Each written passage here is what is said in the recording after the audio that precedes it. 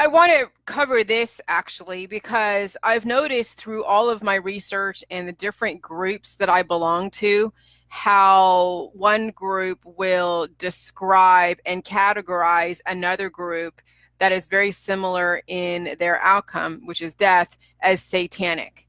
It seems that the word satanic is being used interchangeably as to describe one idea that may be different, but yet they're kind of the same.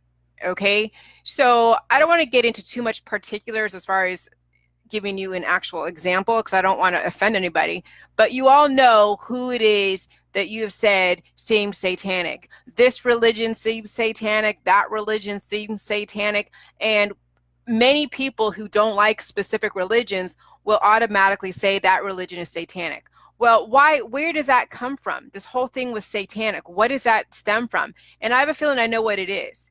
It's the fact that in the end, it's about death. In the end, it's about death. It's celebrating death.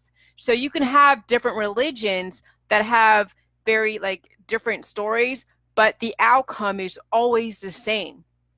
They practice some kind of death ritual.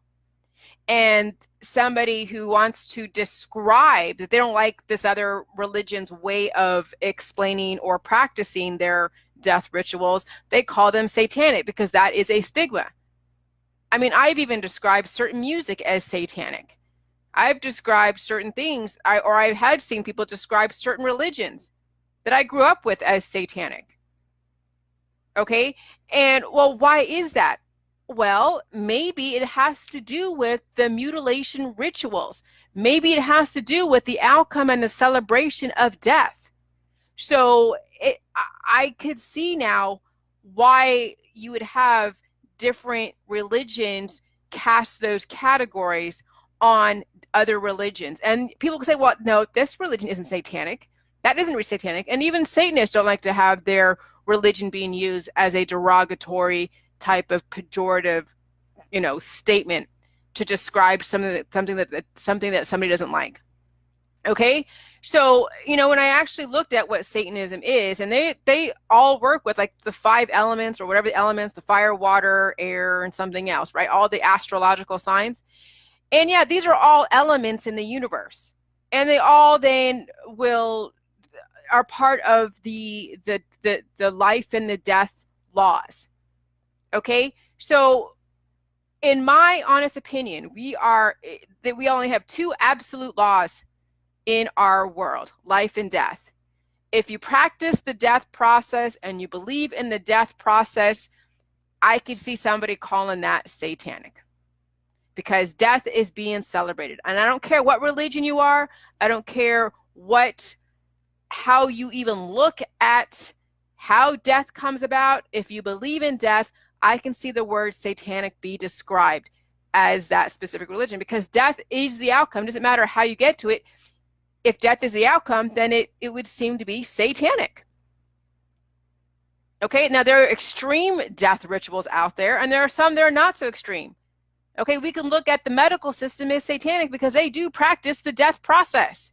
And then there are other types of religions that really do some really nasty stuff that are so in your face that we don't like, and people go to jail for that, like all the different psycho killers. Okay, so but there's different degrees of Satanism, and so that's what the celebration of death is. It is basically satanic. Now you can have exception to that because you think that your way of dying is so much better than the other person's way of dying, but death is still death. There is no difference. If the end result is the same, who cares how you get there? That's why the anti-vax and pro-vax, it doesn't matter. That's why the GMO versus organic, it doesn't matter. Okay? Any of those types of ideologies, no matter what in the matrix that supports death, they're all the same. They're all freaking satanic. Everything that supports death would then probably constitute satanic. So now what other choice do you have? Well, you have life. Not the pro-life in the political sense of, oh yeah, I want to save babies, but who cares about grandma? That's not what I'm talking about, is pro-life. I'm talking about pro-life to where you actually are holding accountable every single cell. You want to have life continue for your grandma, your great grandma, as well as a baby.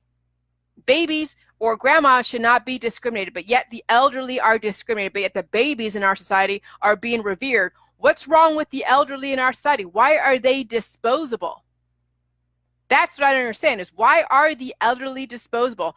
That right there, the geriatric industry is satanic because they are practicing getting rid of the geriatric population.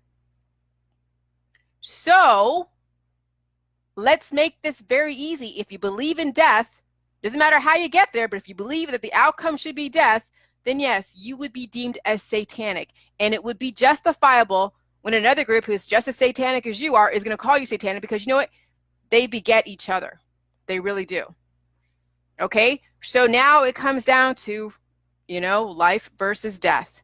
If you're pro-life, you better be pro-life across the board, and that includes grandma. That includes everybody out there that is trying to live. There is nobody that doesn't deserve to live. Everybody does. No human or animal is disposable. Now we can go into the whole thing with killing animals for food. I'm not going to go there because that's based upon biochemistry, and that if we ever see where we never ever kill an animal ever again, great, but that's way too far in advance. Right now, let's just work with humans to begin with.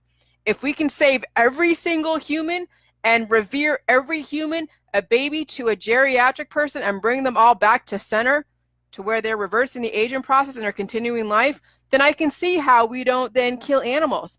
But right now, we can't even save ourselves. What makes you think we can save an animal that's being used as sacrifices or being used for their hormones, like in North Korea or other types of areas? If we can't even save our grandma, we cannot possibly save the whales. Okay? So we really have to bring this back to a very black and white life or death. If you believe in death as the outcome, yes, you are satanic. If you believe in life, God loves you. I love you. Anyone that believes in life will love you, and we will do everything we can to keep life sustainable. But you got to change your beliefs so you then can be consistent in your belief system, and it translates in everything that you do. It doesn't make sense to be pro-life and then let grandma die. But yeah, I mean, grandma has, obviously she has a choice and it's up to her, but you have to know that grandma doesn't have to die. You got to understand that you don't want to end up like grandma, okay? So you may not be able to change grandma's mind and save her, but at least you understand that you don't have to be like grandma and end up like grandma. And people are going to make the choice ultimately on their own. But it doesn't mean that you have to end up like your predecessors. Okay? And so it comes down yet once again. If you believe in death as the outcome, yes, you are satanic. And I don't care how fast or slow the death process is. I don't care if it's a death in the Matrix where they keep throwing antibiotics at you to try to stop the death because you have all these diseases, or if you're practicing sacrifice, it's still the same stuff. Death is the outcome. So you are satanic. And I don't care what degree or to what level. Yes, there are degrees that are illegal that you would go to jail for. But if you ultimately believe in death, then yes, you are satanic. That's the black and white that we have to come from, because that's where people get lost in the Matrix when they're pro-vax and anti-vax, when they get lost in the politics, and they say, "Oh yeah, I'm against animal cruelty," and then you post all of the animal cruelty that's on the internet to traumatize your friends, and then what happens is that causes degradation in somebody, that causes PTSD in people when you show things of that nature. Not everybody you can't control what's on Facebook. You can't control what happens outside your home. So why would you pass around those types of memes? Okay? So the pro-life, if you're truly pro-life, that's going to translate in every behavior. You're not going to be traumatizing your friends, talking about how it's the end of the world and how this president's going to kill you, or that president's going to kill you, or this or that. You're not trying to kill the spirit of your friends. That's satanic. All of you that are practicing all of this trauma-inducing type of Facebook posts is a type of Satanism. You are sacrificing them for the good, for your benefit, because you get something from shocking people. So truly what pro-life is when you exemplify that in not only your body, but what you post on Facebook, as well as your belief system. Grandma should not be sacrificed because you want this baby to live. Okay? That's what it comes down to. It's very black and white. So if you are a person of whatever religion, you believe in death, sorry. But if you are a different religion and you believe life, the same religion that believes in death, and so it depends on the person. You can have, just like with the Islam religion, okay, watching the history of God, and really the Islam religion is about life, but people who are mutated have been subverting the message based upon their biochemistry. No different than somebody that's pro-choice or pro-life, who doesn't mind that grandma dies, who doesn't mind putting memes out there shocking their audience, okay? It's like, it depends on the person. So you can have any religion, whatever it is, I don't care what it is, the whole coexist, could either be life or death based upon that person's perception and their biochemistry. So their biochemistry is all messed up, guess what? They're practicing death, and it translates in everything that they do. So they say one thing, but really their actions actually say another. Okay? So now we have to look at, it's not the religions out there that are messed up, it's the people who are messed up that then represent their religions. So now we have to understand, if you believe in death and then your whole world is surrounded by shocking your friends and all about the death, then yes, you are a shade of a satanic person because you're trying to kill the spirit. Salome, it doesn't matter trying to raise awareness or whatever. Everybody is responsible for themselves. If you see something, that's fine, you say something, but you don't want to, there's a ways of which you can share awareness without shocking and traumatizing your audience. There are ways to do that, but people like to do things like showing babies' body parts all over the internet when it comes to abortion. Okay, we have so many individual choices. It's none of our business. If we see something and it doesn't look right and someone asks for our help, okay. But you know, we know this stuff happens. It's and if you don't know, then you know you'll be fine in dealing with your own life. You can't control another person's life. What does knowing something when you can't do anything about it do for you, Salome? Do you see what I'm saying? So yeah, I know about human trafficking, but you know, guess what? I'm not going to go and ask everybody in my neighborhood, hey, do you have somebody in your basement? Are you trafficking somebody? And, you know, if it's against the law, then the authorities will go and figure it out. But you as a person on Facebook have no power as far as each individual case. Okay? So we do tend to take our activism to another level to where it ceases to be effective. And it becomes more of a religion, and you loop in that same activism, and then that's where you then keep the trafficking alive, because now this is all what you live and breathe, is to raise awareness about human trafficking. That's all, and that's what the activists, the chemtrails, the pro-vax, the anti-vax, every single activist. You know, we're not going to be able to save everybody. There are people, you know, there are animals out there that I can't help. But you know what? Guess what? I can save my own animal. I make sure that my dog's taken care of. I make sure that my husband is taken care of. I make sure that I'm taken care of. I make sure that if I had kids, they're aware of what goes on in the world. That's the only power that I have. That's it. Everybody is individually responsible for themselves in their backyard. When you worry about what happens in other backyards, then you lose sight of the reality and you get caught up in the external, and then you're ignoring your internal universe. We know shit happens out there, but we can't do anything about it because it's not us. You know, we can't save everybody. We have no idea what I know there's human trafficking here in Ohio or even in this town, but there's nothing I can do about it. I'm not going to go and look for them. I'm not going to go look for a problem. Do you see what I'm saying? It's where you think that what you're doing is doing something good, but in actuality, it probably perpetuates the problem. You know, the health and the wellness and on a life trajectory happens individually.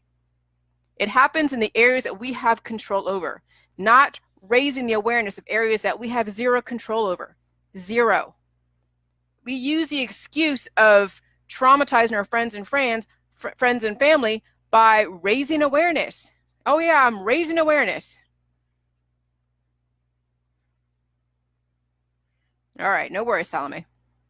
Salome. I don't know how to say your name. Salome. Yeah, and I know it's a problem, but there's nothing really you can do about it, Salome. There's nothing you can do about it. But hey, it's your right. I'm just giving you my perspective. You don't have to agree with it. No big deal. But you don't have to defend it either. Okay? If you really think what you're doing is right, then do what you do. I don't care. I'm not going to go and police you. But I'm just giving you my perspective that really all of the our future, what we want as far as a life trajectory, happens here. I don't worry about the human trafficking. I don't worry about who's vaxxed, who's pro-vax or anti-vax. I don't really care. Everybody is individually responsible for themselves. If you see something that is against the law, then yes, you will then do what you have to do. But if you don't see it, then it's out of your hands. There's no point in knowing about it. Okay? Now, if we didn't know about it at all, if it was never, but we have the news. The news is there. It says we have human trafficking. If somebody wants to look for the signs of a human, that's great too. Okay, I get it. And there's a ways of which we can then get that information out there. But I'm glad that you don't shock your friends and showing very graphic images to then, create PTSD. And that's what I really am talking about, is the very graphic images that people, really do. So you're welcome, Salome. You're welcome. I appreciate, you're welcome to my Facebook. I know you're a new friend. Okay, so anyways, so the death trajectory, no matter how it is you subscribe to the death trajectory, that is satanic because it's about death. So it is justifiable why certain groups will call each other satanic, and then why somebody takes offense to it because they don't see themselves as satanic, because they think satanic is when you're sacrificing animals and babies, like right there. No, it's about the levels of accepting death. Just because you accept an institution like the AMA to then perpetrate death on the society doesn't mean that they're any better than some backward satanic person sacrificing animals and babies in an abandoned house. There is no difference. I mean, yeah, there is, because it's the amount of time, I guess it's the amount of time.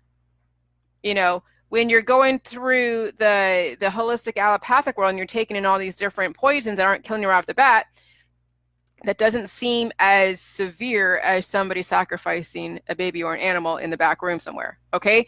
But it's still even the belief system, the belief in the death process, the belief in the outcome of death is still satanic. So it is justifiable.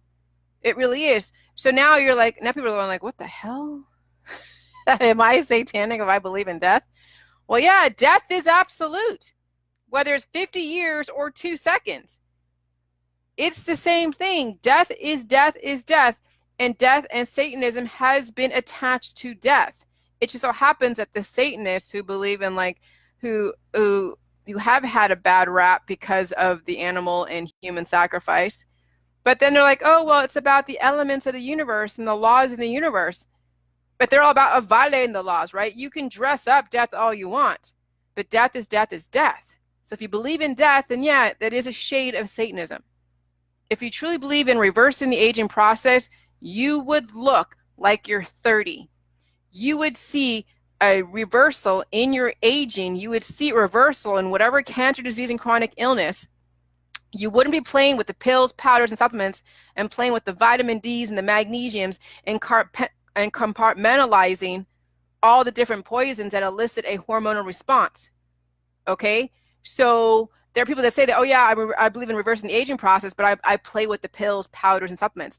I'm sorry, but when you're playing with hormones and you're playing with pathogens, you're violating the laws of the immune system. You are not actually reversing the aging process. I'm sorry, but you're not adhering to those laws. Here, let me give you some information on actually what the formula to life is. Electrolytes, bioelectricity, nutrients in a spectrum of nutrients, and then you have the water as the carrier force.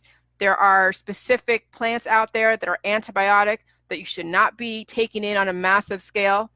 And so understanding the jilly juice is understanding what is adhering to the laws of the immune system and the laws of the body, and what would work against it, and how, and then where you are in the process of it. We are all way behind the 8 ball. That's why we're aging and dying. Okay, so if you understand that you're way behind the 8 ball, it doesn't make sense to play with pills, powders, and supplements, and spices, and extracts, and lemons and limes, and kombuchas, and apple cider vinegars, and all the different kefir things in here and there. Okay, it doesn't make sense to play in that if you're way behind the 8 ball. So now you have to understand that there is an actual formula of life, and also the pain. You have to understand pain. Okay, pain is healing, and then we have the two parallels.